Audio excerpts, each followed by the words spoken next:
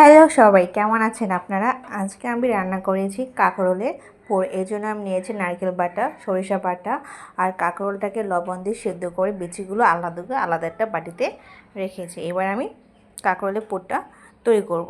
এখন একটা বাটির মধ্যে কাঁকরোলের বিচিগুলো নিয়ে এর মধ্যে দিয়ে দিব নারকেল বাটা, সরিষা বাটা, দিয়ে দিব পরিমাণ মতো লবণ, হলুদ গুঁড়ো আর দিয়ে দেবো মরিচের গুঁড়ো দিয়ে ভালো করে একটু মিশিয়ে নিব। আমি একটু হাত দিয়ে মিশিয়ে নিয়েছি যাতে কাঁকরোলের বীজগুলো যাতে মুখে না বাজে, এই জন্য আমি ভালো করে হাত দিয়ে একটু মেখে নিয়েছি। এখন কাঁকরোলের খোসাগুলোর মধ্যে সেই মাখাগুলো এক এক করে চামচ দিয়ে ভরাট করে ঠিক এইভাবে রেখে দিব।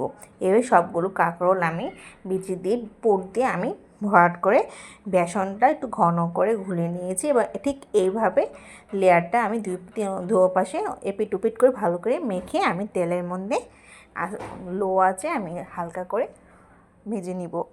আর এপিট ওপিট লালচে করে ভেজে নিলেই হয়ে যাবে কাঁকরোলের পুর।